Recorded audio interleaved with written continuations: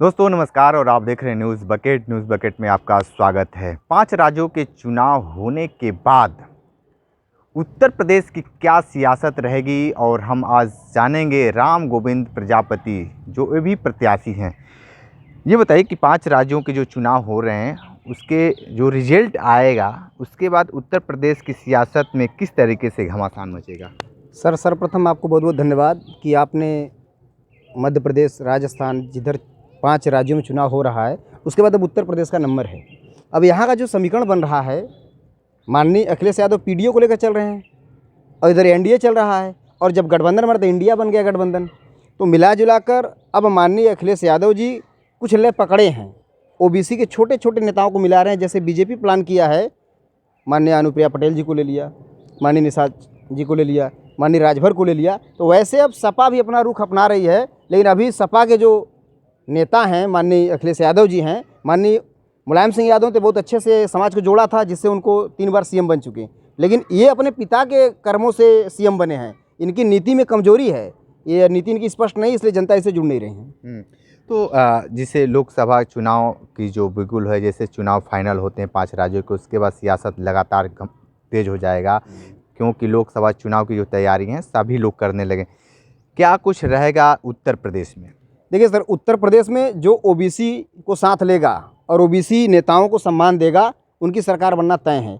क्योंकि बिहार में जनगणना हुआ है, यहाँ के लोग भी जान गए कि अगर वहाँ 65 है तो यहाँ भी 65 होंगे ओबीसी के। इसलिए जो भी नेता अगर जीतना चाहता है ओबीसी के नेताओं को तवज्जो दे और उनको टिकट दें। और ये लोग केवल भू माफिया हो गए, आपके जो अपराधी प्रवृत्ति के हैं उनको लोग टिकट देते हैं। जो 10 करोड़ 5 करोड़ रुपया देगा उनको टिकट देंगे और वो गांव-गांव में घूम के धमका चमका के वोट ले लेते हैं। तो यह संवैधानिक उनका हनन भी है। और देखें, पूर्व के चुनाव में देखे होंगे, अंगूठे में सब पहले ही लगा देते थे स्याही, तो गरीबों को वोट देने नहीं जाते हैं। सरकार, निर्वाचन आयोग को इस पर भी कमांड करना चाहिए कि ये जो लोग भू माफिया हैं, जो मर्डरर हैं, ये सब घूम रहे हैं, आराम से उनको टिकट मिल जा रहा है, और जो नए युवक हैं और जो ईमानदार उनको टिकट नहीं मिलता है। अब वो पार्टियाँ देती ही नहीं हैं, उनके तवज्जो नहीं देती हैं।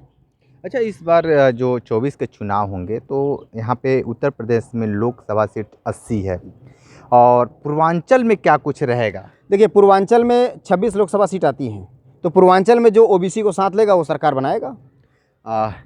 ओम प्रकाश राजभर की सियासत में क्या कुछ अंतर रहेगा? जिस तरीके से वो लगातार सुर्खियों में हैं और एनडीए में गए हैं, तो क्या कुछ वो जाएंगे तो बीजेपी को कितना समर्थन दे पाएंगे और इंडिया को कितना नुकसान पहुंचाएंगे? देखिए, माननीय ओम प्रकाश राजभर वो खुद अपने मुख से कहते हैं, मैं नेता दो मुँह साफ होते हैं। तो अगर एनडीए ने उनको नहीं बनाया अगर मंत्री, तो घसक लेंगे, वो इंडिया की तरफ आ जाएंगे।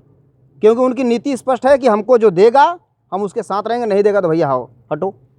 तो कहीं ना कहीं माननीय ओम प्रकाश राजभर जी माननीय अखिलेश यादव को एक कड़ा संदेश दिया कि अगर आप मेरे बेटे को एमएलसी बना दिए होते तो मैं आपके साथ रहता। और इस चीज़ को माननीय अखिलेश यादव नहीं समझ पाते हैं। ओबीसी नेताओं को तवज्जो इसलिए नहीं देते हैं कि वो खुद सोचते हैं एक छत्र केवल माननीय अखिलेश यादव ही सीएम रहें, बाकी अन्य समाज के लोग न रहें। चाहे उसमें पाल हो, प्रजापति हो, कहार हो, लोहार हो, माली हो, नाई हो, धोबी हो, बारी बिन मल्ला, नट मुसर बिहार आर्मी तेली कुजला, ये खाली वोट लेना चाहते हैं, हिस्सेदारी नहीं देना चाहते हैं। एक हाल सीएम बन पाएंगे।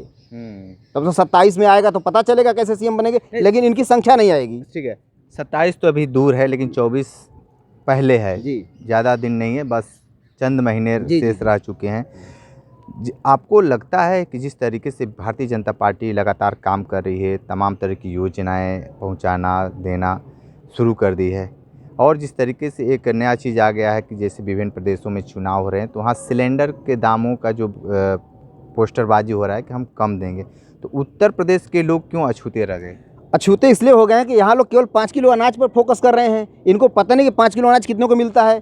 सिलेंडर अभी राजस्थान में बोर्ड लगाए हैं माननीय प्रधानमंत्री, 450 में सिलेंडर देंगे, 500 में सिलेंडर देंगे, उत्तर प्रदेश में 1200 में दे रहे हैं। तो जनता को समझना है ना कि हमें सिलेंडर कौन सस्ता देगा। यही कांग्रेस 400 391 रुपया था तो चिल्ला रही थी। माननीय स्मृति ईरानी जी सिलेंडर पर बैठ कर धरना दे रहे, तो उनका तो दर्शन नहीं होता है सिलेंडर के मामले में। वो तो बहुत फेमस हो गए इस सिलेंडर को लेकर, लेकिन देश बर्बाद हो गया उनके इस सिलेंडर के चक्कर में। आज 1200 रुपया हो गया है। तो उत्तर प्रदेश में जो शासन करेगा वो गरीबों को लेकर चलेगा, तभी हो पाएगा। सिलेंडर सस्ता करना पड़ेगा, पेट्रोल डीजल मतलब हर चीज़ महंगा है। अभी भी टमाटर चढ़ा हुआ है, अभी सरसों का तेल चढ़ा हुआ है, अरहर का दाल 200 रुपये किलो हो गया। ये राज नहीं कर रहे हैं, ये गरीबों को मिटाने के चक्कर में है। सारा काम प्राइवेटाइजेशन कर रहे हैं, जनता भी उसमें देख रहे हैं। जनता कह रहा है दमाद हमको सरकारी चाहिए, लेकिन प्राइवेटाइजेशन का समर्थन कर रहे हैं। वही कुछ गिने चुने 10% समर्थन करते हैं, 90 मारे जा रहे हैं। माननीय प्रधानमंत्री जी पूरी तरह से फेल हैं और 24 में हम आशा करते हैं कि न आए तो ठीक है। क्यों? इसीलिए ना कि अगर आ गए तो कहानी खत्म है। ओबीसी कहाँ जाएगा नौकरी करने के लिए भैया? बेरोजगारी 45.8% हो गया है। आप ओबीसी की बार बार बात करते हैं, प्रधानमंत्री भी तो ओबीसी समाज से वो नाम के केवल ओबीसी हैं।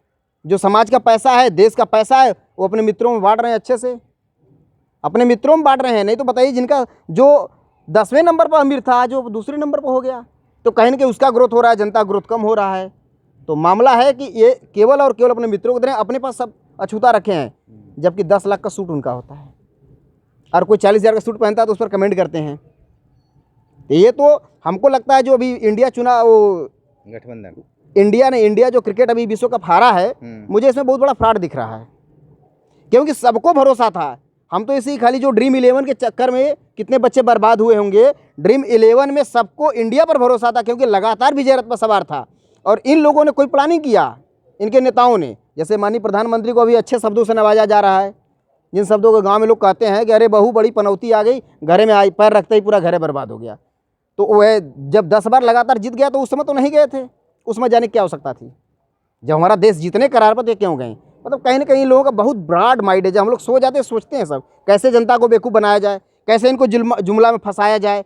माननीय अमित शाह भी कहें जुमला है, 15 लाख 2 करोड़ नौकरी, सब जुमला है, और जनता मान जाती है।